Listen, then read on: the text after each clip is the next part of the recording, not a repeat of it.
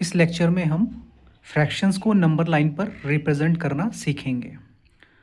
जैसे कि आप लोगों ने छोटी क्लासेस में पढ़ा होगा, आई थिंक 5th और 6th क्लास में, कि हम होल नंबर्स को लाइन पर कैसे रिप्रेजेंट करते हैं। तो मैं एक बार आपको करके दिखाता हूँ। सपोज़ कोई होल नंबर है, कोई होल नंबर्स है, होल नंबर जैसे कि 1 2 3 0 1 2 3 4 5। तो ये क्या है? होल नंबर्स हैं। इनको हमको नंबर लाइन पर कैसे रिप्रेजेंट करना है, आपको पहले एक लाइन बनानी पड़ेगी।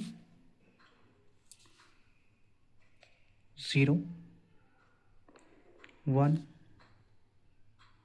2 3 4 5 अप टू 6 एंड 7।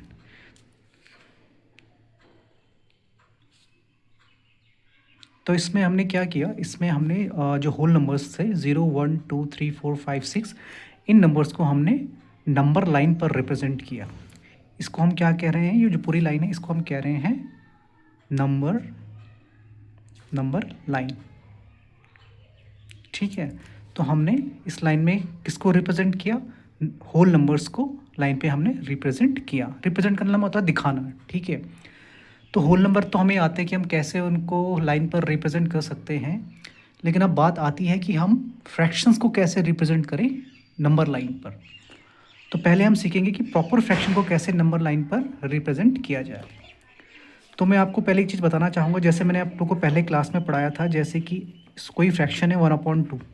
ठीक है, इसका मतलब होता है कि सपोज़ आपके पास कोई स्पेस है। सपोज़ मैंने मान लिया कि मेरे पास ये कोई एक स्पेस है या कोई ऑब्जेक्ट है, ऐसा कह सकते हैं कि कोई ऑब्जेक्ट है या कोई स्पेस है। इस स्पेस को मैंने 2 इक्वल पार्ट्स में तोड़ना है। तो जो 1/2 का मतलब क्या होता है कि कोई भी ऑब्जेक्ट या कोई भी स्पेस आपने उसको इक्वल पार्ट में तोड़ना है।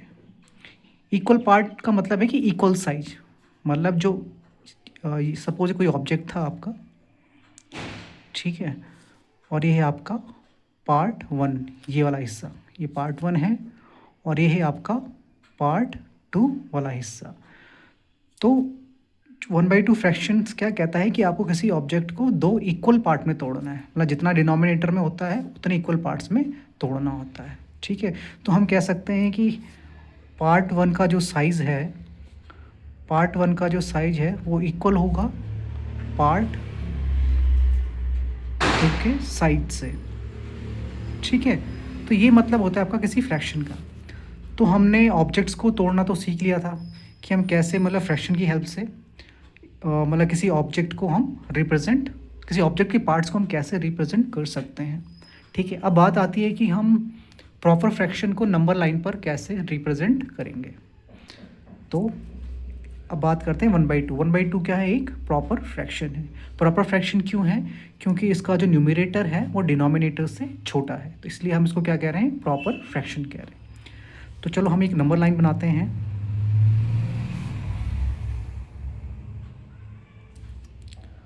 हमने एक नंबर लाइन बनाया।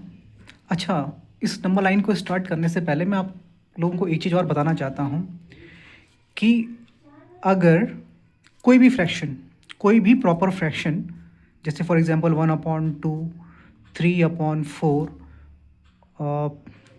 5/8, मतलब जो भी प्रॉपर फ्रैक्शंस होते हैं उनको अगर आप फर्दर डिवाइड करोगे ना आगे, जैसे फॉर एग्जांपल 1/2 का मतलब क्या होता है? 1/2 का मतलब होता है 1 डिवाइड बाई 2।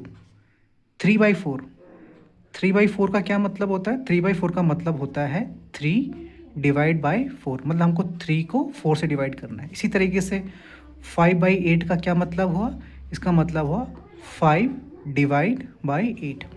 तो आप जब भी इनका आंसर निकालेंगे डिवाइड करके, जब भी आंसर निकालेंगे इनका डिवाइड करके, तो जो आपको आंसर मिलेगा वो 0 और 1 के बीच में कोई नंबर होगा वो मिलेगा।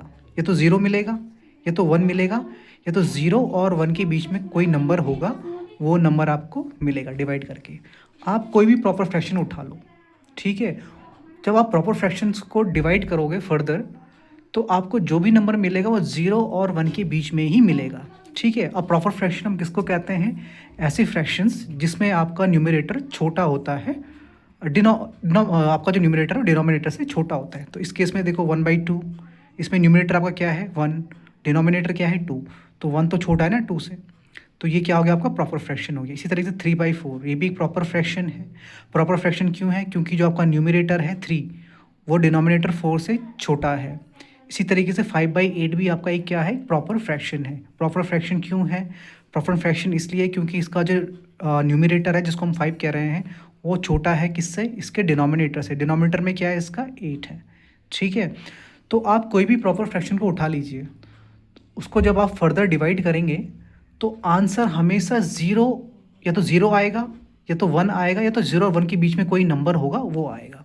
तो इसी वजह से 1/2 है। तो मैं समझ गया कि 1/2 फ्रैक्शन का मतलब है कि यार जब भी मैं इसको अगर 1 को 2 से डिवाइड करूँगा ना तो मेरे को आंसर किस किस के बीच में मिलेगा? 0 1, या तो 0 मिलेगा या 1 मिलेगा या तो 0 और 1 के कहीं बीच में मिलेगा, सेंटर में मिलेगा यहाँ पे, ठीक है। तो इसलिए हम क्या करेंगे 1/2 को जब हमको नंबर लाइन पर रिप्रेजेंट करना है तो हम 2 एंड पॉइंट्स लेंगे। तो पहला स्टार्टिंग एंड पॉइंट होगा वो आपका 0 और जो आपका एंडिंग एंड पॉइंट होगा वो होगा 1। 0 1 क्यों होगा? मैंने आपको यहाँ पे एक्सप्लेन किया है कि आप किसी भी प्रॉपर फ्रैक्शन को उठा लीजिए, ठीक है, तो उसका जो भी आंसर आता है वो हमेशा 0 और 1 के बीच में ही आएगा। और हो सकता है कि आंसर 0 भी आए, हो सकता है कि आंसर 1 भी आए, 0 आ सकता है 1 आ सकता है और 0 और 1 के बीच में ही उसका आंसर आएगा। इस वजह से मैंने इस प्रॉपर फ्रैक्शन के जो एंड पॉइंट्स हैं उसमें मैंने स्टार्टिंग पॉइंट को लिया है 0 और एंडिंग पॉइंट को लिया है 1, ठीक है। अब 1/2 का मतलब क्या होता है? तो जैसे मैंने आपको प्रीवियस क्लासेस में समझाया था कि यार अगर मैं बोल रहा हूँ 1/2 तो 1/2 फ्रैक्शन का मतलब होता है कि हमें किसी ऑब्जेक्ट को 2 इक्वल पार्ट्स में तोड़ना है।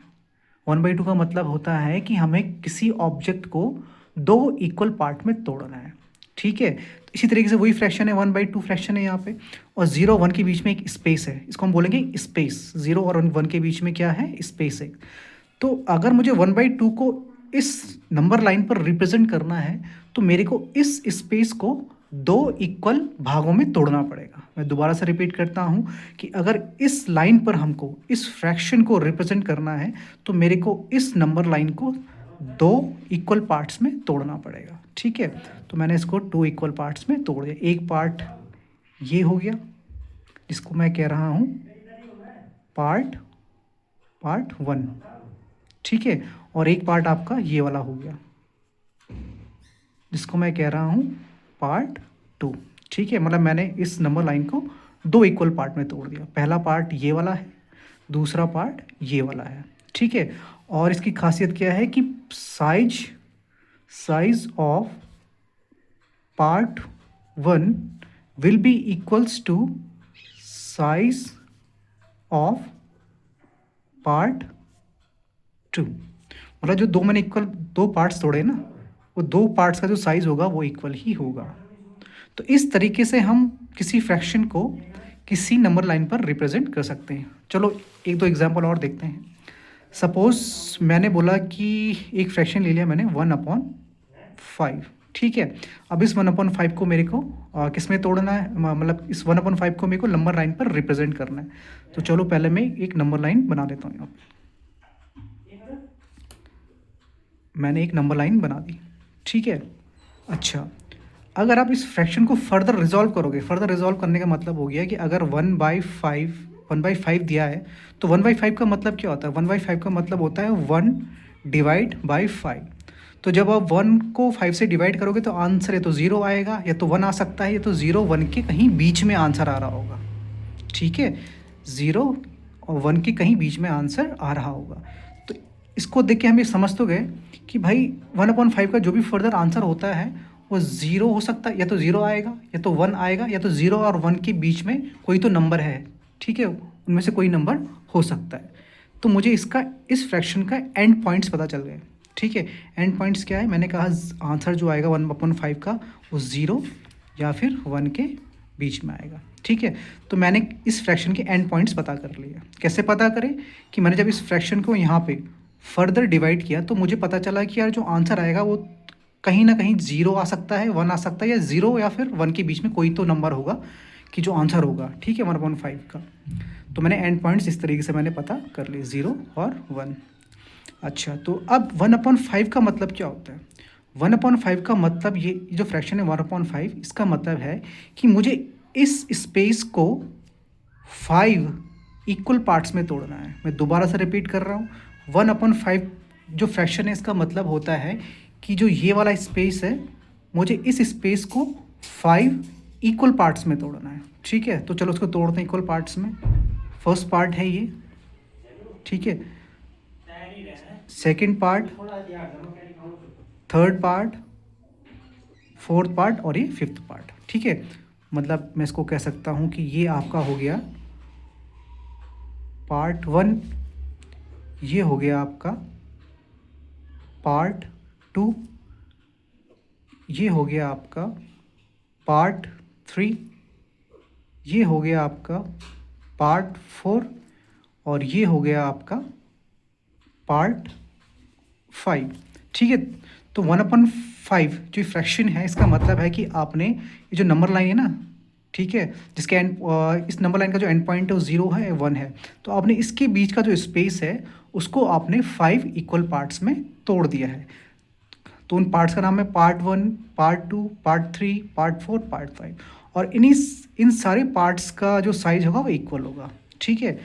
तो ये तो आपको पता चलेगा, ये 0 ये है, ये 1 है, तो फिर जो बीच के ये हमने ये डैश मार रखे हैं, इनको हम क्या बोलेंगे, ठीक है। इस डैश को तो हमने 0 बोल दिया, इस डैश को हमने 1 बोल दिया, तो फिर इन डैश को हम क्या बोलेंगे, ठीक है। तो उसको हम यहाँ पे करते हैं,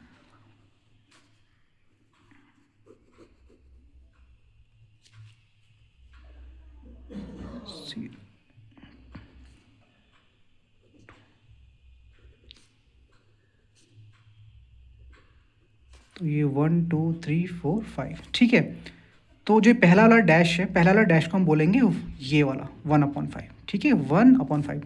तो उसको करने का बेस्ट तरीका क्या है, ये 1 है, इसको लिखो यहाँ पे 1, ठीक है। उसके बाद लिखो यहाँ पे दूसरा वाला 2, उसके बाद लिखो 3, उसके बाद लिखो 4, ठीक है।